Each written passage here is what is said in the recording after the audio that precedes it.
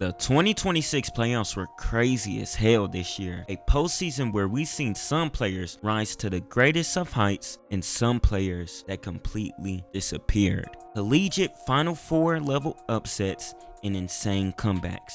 In a postseason where we've seen a team dominate, take over, and win the NBA championship.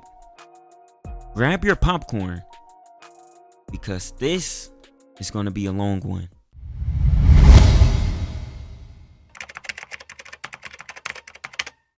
Charlotte Hornets versus the Miami Heat. You know, the Heat have a guy that just scored 83 points in a single game, but he would go out early due to an injury. And Con Knuppel, with the game to put him number 1 in the Rookie of the Year race, he played terrible. With Con Knuppel playing bad, Kobe White had to turn up, and he hit these incredible shots in the third quarter. And with their season on the line, down 3, Kobe White did this. Here we go. 12.9 left. Hornets are down by 3. White, turn around. Oh, yeah! Tiger! A turnaround three-point shot while being face guarded in the corner is ridiculous. That shot sent them into overtime, and LaMelo would do this. James looking. Ball breaks free. Gets it. 7 seconds. Ball to drive. And ball. There's no timeouts left for Miami. And the Hornets are one step closer to the playoffs with the matchup everybody wanted, Hornets versus Detroit. Especially with their scuffle and beef going on during the regular season, everybody wanted to see this matchup. They matched up pretty well, but we'll check up on the next game to see if they make it. On the same night, we had Trailblazers versus Suns, and that game did not have the same intensity as the Hornets and Heat game. Trailblazers would win in a nail-biter, and they would be the 7th seed facing the Alien and the Spurs. Sixers versus Magic wasn't too intense either. Sixers smoked them by 12, and the Sixers face off against the Celtics. Now the game of the night, Warriors versus Clippers, a tale of old superstars who have young talent on the team. Curry versus Kawhi. Curry would be coming back from injury. He did not play for the past 2 months, and man, will he not disappoint.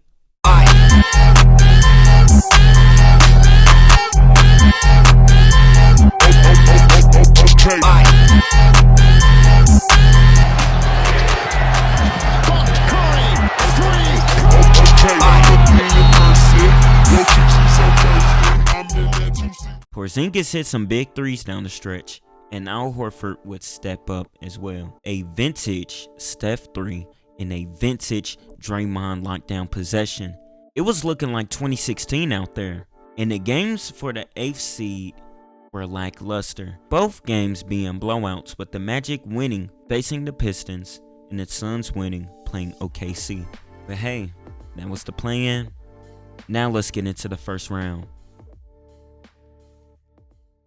The most interesting matchup of the first round was Denver versus Timberwolves. These teams have matched up 15 times since the 2024 playoffs, where we've seen the Wolves come back down 3-1 in that series. But now this series will be even more intense. After the Wolves tie up the series, Jaden McDaniels will have a lot to say in a post-game interview, throwing direct shots at the Nuggets team and saying they cannot play any defense. To really get in the rhythm. Go out for Jokic, Jamal, all the bad defenders, Tim Hardaway, Cam Johnson, Aaron Gordon, the whole team. Like, just go at them. They're all bad defenders. Yeah, they're all bad defenders.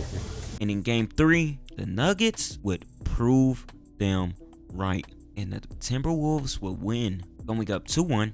And in game 4, tragedy would strike. With Ant being out and Dante DiVincenzo tearing his Achilles, it looked ugly. But that means someone else is going to have to step up. 43 points off the bench is crazy. It was actually the most points off the bench in playoff history. And the Nuggets are now down 3-1. And we're going to come back later and check out the Eastern Conference. The New York Knicks in the first round were actually having a little bit of trouble. You know, CJ McCollum turning into prime Michael Jordan, just splashing game winners the Atlanta Hawks playing immaculate defense, the Atlanta Hawks would actually be up 2-1 against the New York Knicks. But man, that would not hurt them. And the Knicks made some adjustments and they won 3 straight to beat the Atlanta Hawks. The Magic vs Pistons series has to be one of the craziest series ever. The number 1 seeded Detroit Pistons were down 3-1 versus the 8th seeded Magic. And 20 years ago, this same predicament happened with the 8th seeded Magic being up 3-1 on the 1 seeded Detroit Pistons. But the one thing about the Magic, their key player Franz Wagner would be out for the remainder of the series, and the Pistons would rally a 3-1 comeback, but Jalen Duren would be exposed. And in his contract extension year, he is showing why Super Max would mean super hell no. He did not produce the same 18-8 he produced in the regular season. He played abysmal, and then this happened. Kane turns the corner. During, you're canceled till GTA 6 comes out. Yeah, this was bad. But the Pistons came back down 3-1 and beat the Magic.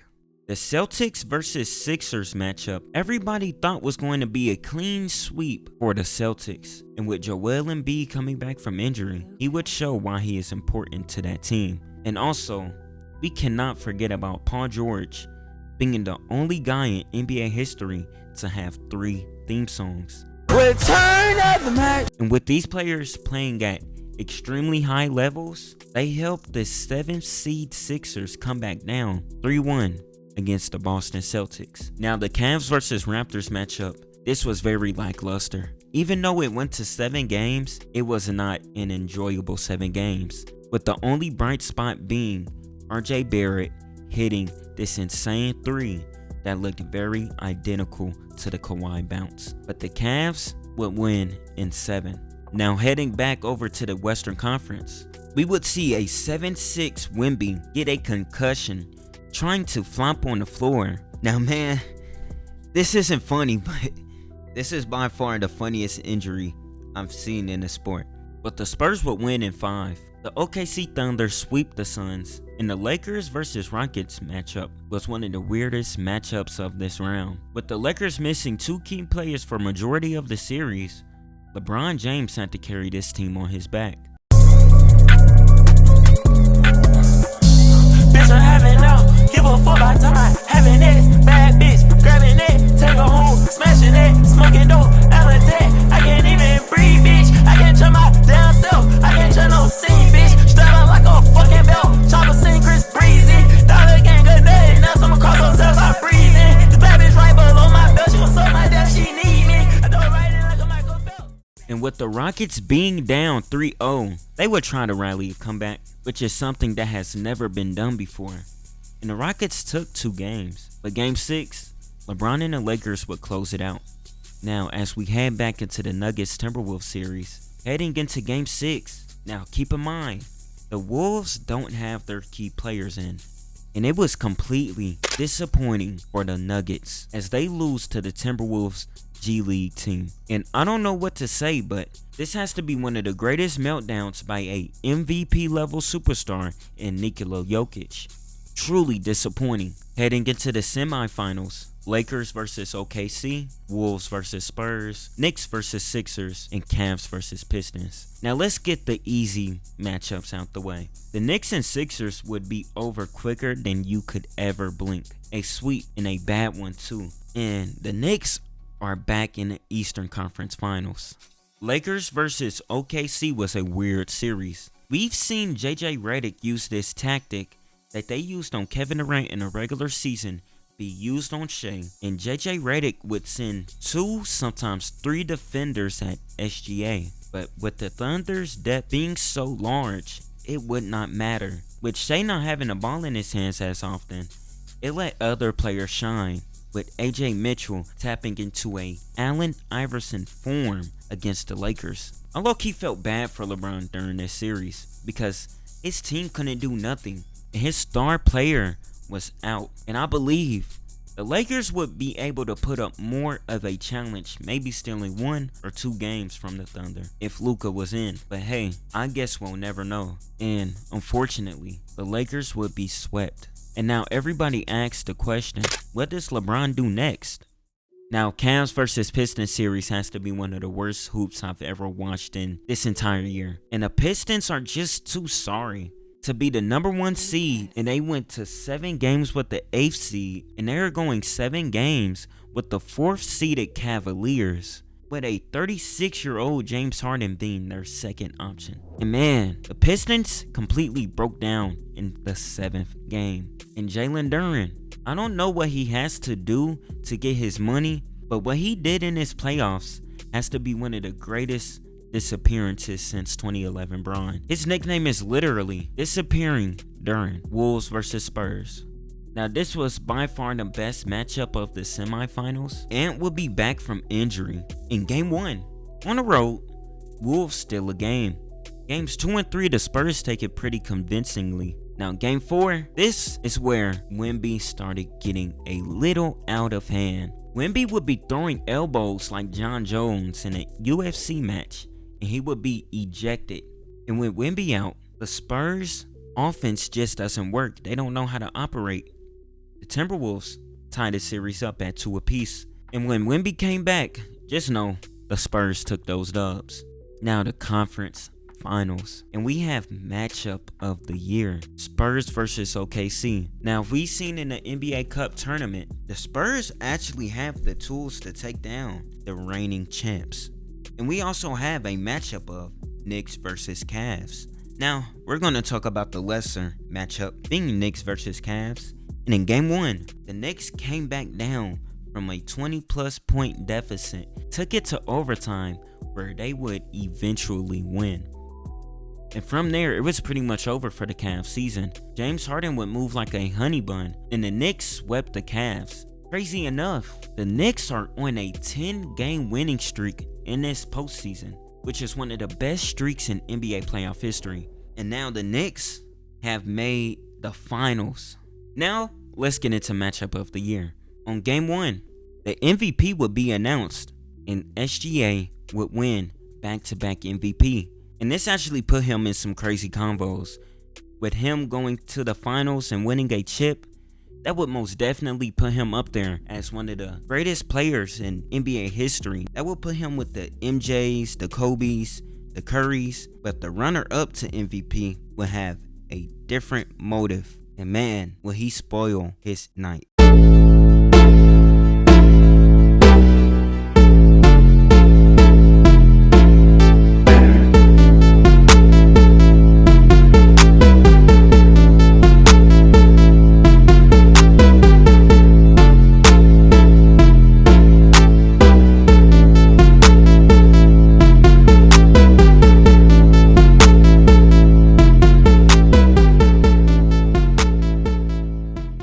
Wemby dropped 41 points, including this logo bomb that looked oddly similar to the Steph Curry double bang, and the Spurs would win in a double overtime thriller. The Spurs would use the Lakers' defensive formula to double team Shea, and it would work for them with the Spurs being younger and having more fresh legs to rotate, and this was the perfect defensive set for them.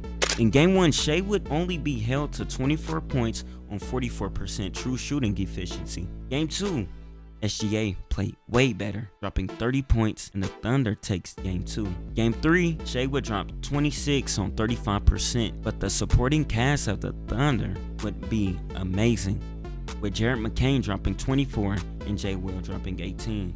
Now, OKC is up 2-1 on the Spurs.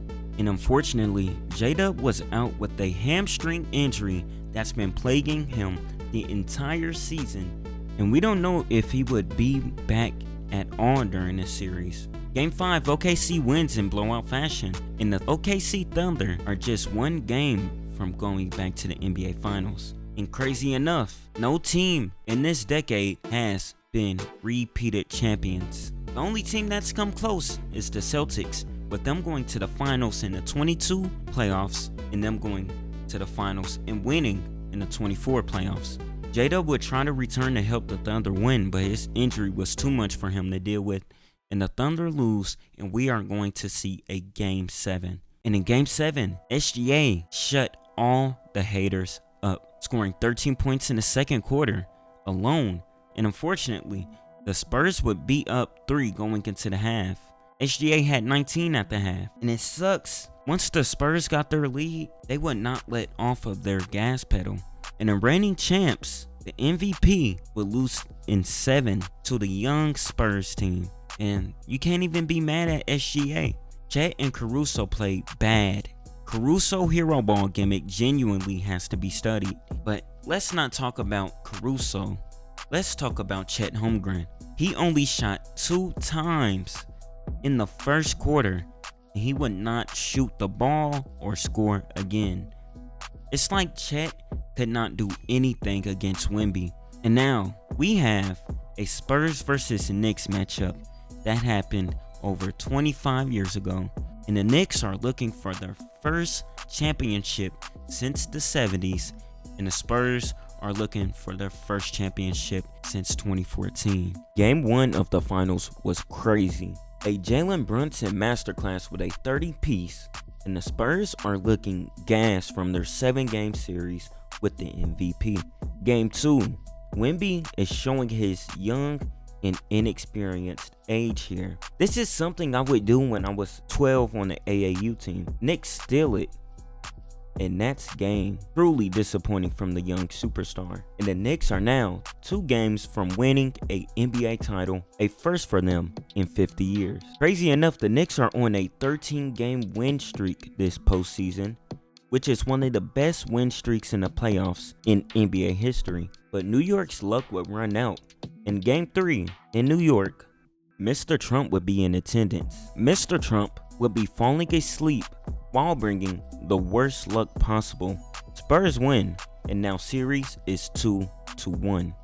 Game 4, it was looking like the series was going to be tied 2-2, but the Knicks took a page out of their rivals' book, and they did the impossible.